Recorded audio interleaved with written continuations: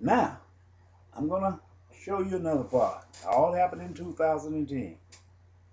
This brother had a stroke. He had no place to go, so I forgive. I let him place his food there. He complained about my other brother, which he had left, that had a key to the house.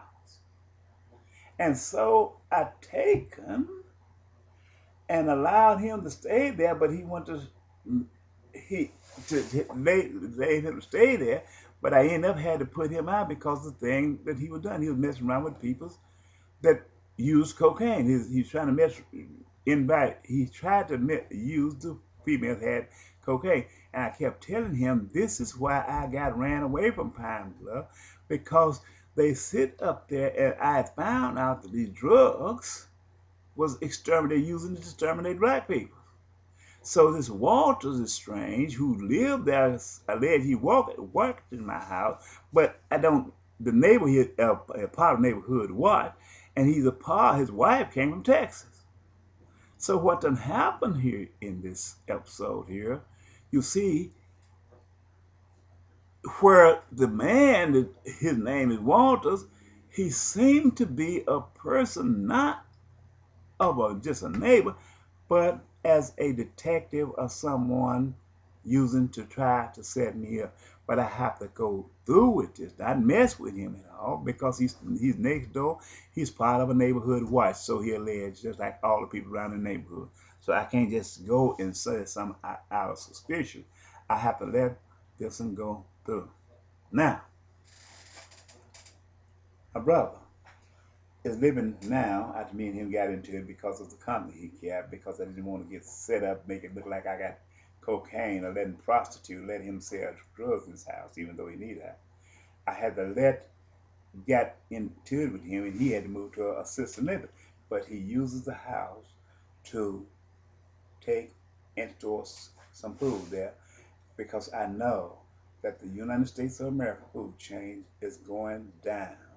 And I have other sisters who live out of the Arkansas that will one day have to come back. And if I allow him to put some food there, and I put some food there for them, not for myself, because God's going to take care of me, they would have something to sustain them. I know the food system is going down. Now, this part is the part. But the CIA using this guy or somebody else to try to act out a system educate me, to try to bound me, because they know I'm a prophet of God. They know good and well I'm a prophet of God. They know me. Because of all the things that I have spoken on YouTube, they know I'm a prophet of God. So what they're going to do, they're going to use that house there to make it look like I'm doing something I got no business. But I got to keep the house because I know my brothers and sisters, my sisters, brothers and sisters who was up in Illinois or in other parts of the world. The United States food chain will perish. And if I take and put some food there, I love my brothers and sisters up there. They're old people just like I am. They could go there and have some. But the sinister mindset of Pine Bluff that I spoke concerning that, they're going to use that house to try to make it look like I'm doing something else. That's what it is. Reason I know, man, stay there next door, or the peoples around the neighborhood, or the police department there in Pine Bluff who tried it, and they made me a promise when I stop, they're going to get me. That don't mean they're going to kill me right there. It means that they can set me up and make it look like I'm doing something I got no business. And the end result, if they put me in prison, something like that, they kill me there. Brother, same brother, set me up in Illinois, that had a stroke and came back here. I let him use it, but he kept complaining about we need to change the lock on the door. But I don't need to change the lock on the door because I don't need the food. Because God is going to take care of me. Because I can't fear not having food when God cut America off. I got to depend on God. But I put this down there for the sinister mind people who don't serve God, which is my brothers and sisters who do not consider God, who gamble at the racetrack every day and don't put their time towards God.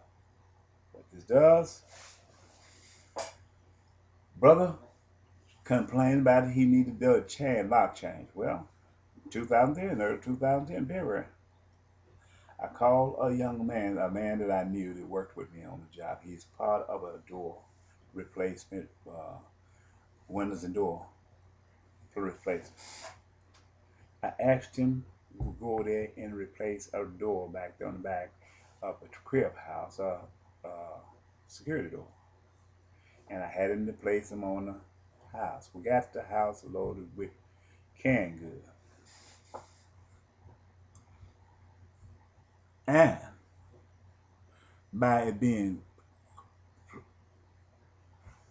full of canned goods, which I planted canned last year, and we bought food from my brother bought food from Walmart or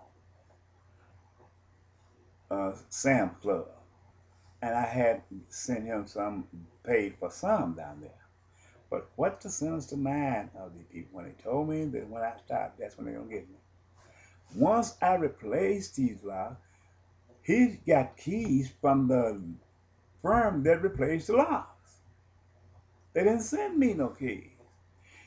I suppose got about 6 keys. I called Maxim. They said, well, they sent the keys, but I had never received them. Now. So my brother had to take and have some keys made. But just yesterday, the other day, my brother said, well, when I'm going to go there and get some of the canned goods, or the fruit that you canned, which was cucumbers. He said, but I don't want nobody to go there with me because they'll see what we got. Well, what kind of situation that they'll see what you got? What this is telling you, what use a phrase like that? And these people haven't gave me some keys. Somebody got some keys out there. So that phrase will go into, all they got to do is go load that thing with cocaine or something, put cocaine in it, and I don't even lie. Cocaine ain't nothing but something to kill our people.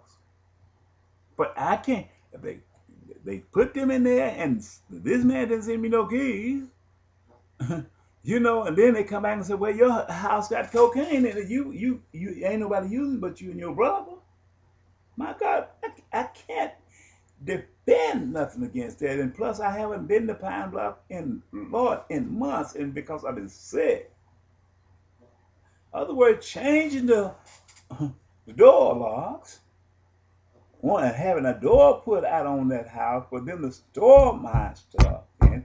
And the man had already sit up and told me whenever I stopped that they're gonna kill me. He didn't say how this thing was gonna carry out. This scares me when I take and have them doors put on this house out there and don't get no keys. Yet I pay for them. See what I'm talking about?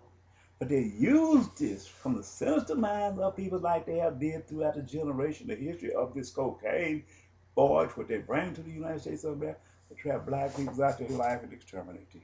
This is the same sinister mindset they would do over there in Afghanistan and Iraq. This is what God sent me here for.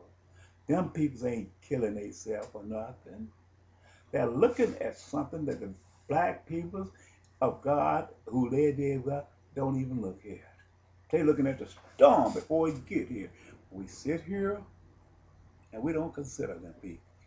They're pleading for the help of the world to come in and help them fight this demon. They're not looking down. They don't hate America. They know good and well. They done read the book over and over again. They done seen how the United States of America did to black people, and the black people have closed their eyes. They don't understand what's really going on. They do not want the cocaine over there. This is what God is talking about here in Ezekiel chapter 1. I'm gonna read it to you. That's the reason I'm sitting here and telling you these things, because we don't even consider these things. If we had considered these things, then we could understand why them people giving their life and don't want like their life or nothing, because they don't want to be a part of the United States prison system, because there is other